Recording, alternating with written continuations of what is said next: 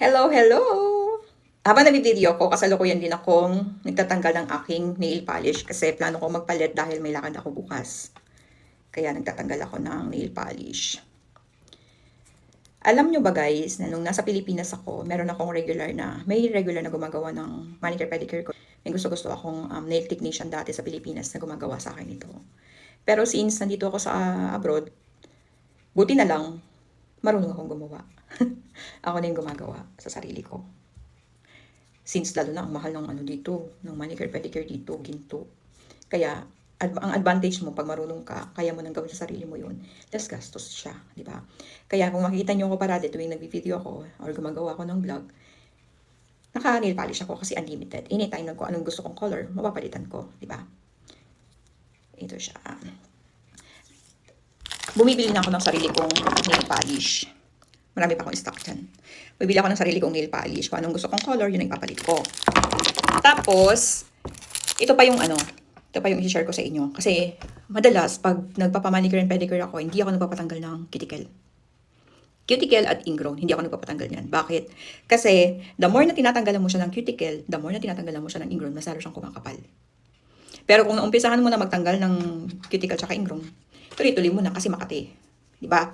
Yun na madalas nila sinasabi bakit tinatanggal nila yung ingrown nila kasi nga kumakati siya pag kumakapal na masakit. Pero kapag hindi ka, nasimulan mo nang wag tanggalin ang ingrown mo, tsaka cuticle mo, wag mo nang papatanggal. Dahil protection yan, dito sa mga gilid-gilid ng kuko, protection yan. Na supposedly, hindi talaga tatanggalin yan. Pero hindi ko alam sa iba bakit tinatanggal nila yan. Okay? Hindi ako gumagamit ng pusher. Ito yung ginagamit ko. Yan. Yan ang ginagamit ko. Bumibili talaga ako ng gamit. Kesa magbalinis ako sa iba, since alam ko naman gawin sa sarili ko, bumibili ako ng mga sarili kong gamit kasi ako nang gagawa. Saka ito pa ha, iwas siya sa, di ba, pag nasugatan ka nila, tapos hindi ka naman sigurado kung yung mga gamit nila na-sanitize. Di ba nakakatakot? Lalo na kumakalat ngayon yung, alam niyo na, di ba? Alam niyo na ibig sabihin, protection nyo rin yun. Kaya, ito yung ginagamit ko. Bumili ako nito. One time ko lang siyang ginagamit. Pagkagamit ko, dispose. Hindi ko na siya inuulit-ulit. Tinatapon ko na siya. Tapos, yung pantanggal naman ng polish, baka hindi nyo pa to alam, share ko lang. Yung pantanggal ng polish, diba yung acetone maamoy, mabaho. Mabaho siya, diba? Matapang yung amoy niya. Buti na lang, meron ako nakita sa Shein, or whatever na, anong tawag nyo doon. Ito. Yan. Wala siyang amoy, hindi matapang yung amoy niya. Kung ano yung prutas na nandito, yun yung scent niya. For example, itong gamit ko ngayon, lemon. Lemon yung, sabi niya dito, lemon flavor. Bakit lemon flavor? Parang pagkain. Lemon scent siya. Mabango siya. Mabango. Ito naman, yung iba, meron silang iba-ibang klase ng scent na available dyan. May strawberry, apple green, ganyan, grapes, orange. Tapos, ano yung isa? Blueberry. Ganyan kung ano yung niya, yun yung scent niya. Kaya hindi siya matapang. Walang amoy. Hindi ka yung mga masyadong sensitive sa mga matatapang na amoy. Ito yung bilihin ninyo. Ilalagay ko sa comment section yung link. Sa Shein ko siya nabibili. Pati itong mga panglinis na disposable. Huwag nyo na ulitin, tapon nyo na. Kasi mura lang naman. Tinatapon ko na siya. Ayoko nang reuse kasi syempre for hygiene purposes din. Okay. Mamaya umpisahan ko na mag-polish. Ipapakita ko sa inyo kung paano ako mag-nail polish. Okay? Okay, una, pagkatapos natin tanggalin yung polish, ipa-file muna natin. Kasi i-check natin, natin yung shade niya. Ganyan. Basic. Parang yung kung paano kayo magpalinis sa labas. Ganun. Ganyan lang siya. Tapos, hindi rin ako gumagamit ng brush. Yung acetone, hindi siya acetone, tong nail polish remover, ito yung ginagamit ko pang linis after ko siyang i-file. Ay, hindi ako gumagamit ng brush. Yung iba kasi, di ba, pag gumagamit sila ng brush, hindi naman nila masyadong nahuhugasan.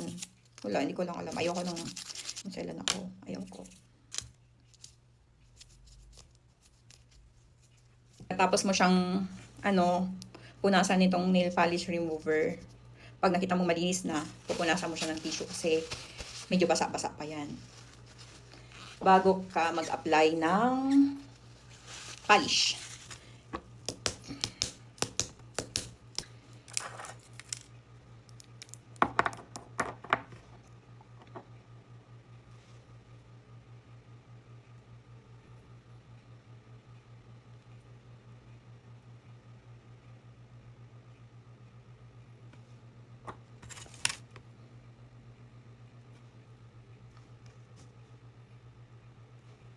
Yun yung first coat niya.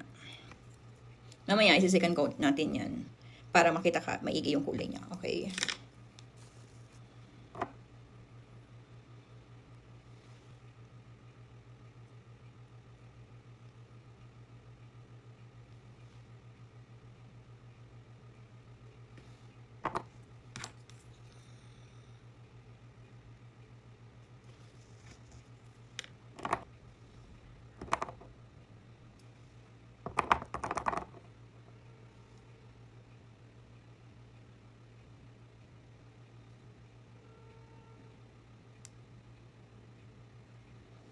Huwag nyo munang isi-second coat kasi medyo basa pa siya.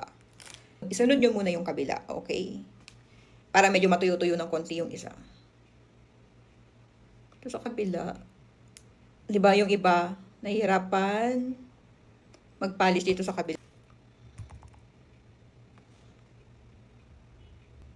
Ito lang yung advantage pag galing ka ng, nagtrabaho ka sa mga, ganitong industriya kasi marami kang matututunan. See? Sabi ko sa inyo, marunong ako eh. Ako rin gumagawa sa sarili ko. So, less gastos na siya para sa akin kasi marunong ako. Pati magkuli ng buhok, ginagawa ko na yun sa sarili ko. Kaya, since dito ang mahal, grabe, ang mahal ng pasalon dito. Pag magpapasalon ka dito, lahat, kunwari, magpapacolor ka ng hair, magpapablow dry ka, tsaka papa-manicure and pedicure, kulang yung 500 reals mo, which is sa Pilipinas. Nasa 7,000, more or less 7,000 na. Kaya, since, marunong ako rin gumagawa sa sarili ko, sayang na. Savings na lang yun. Practical ako.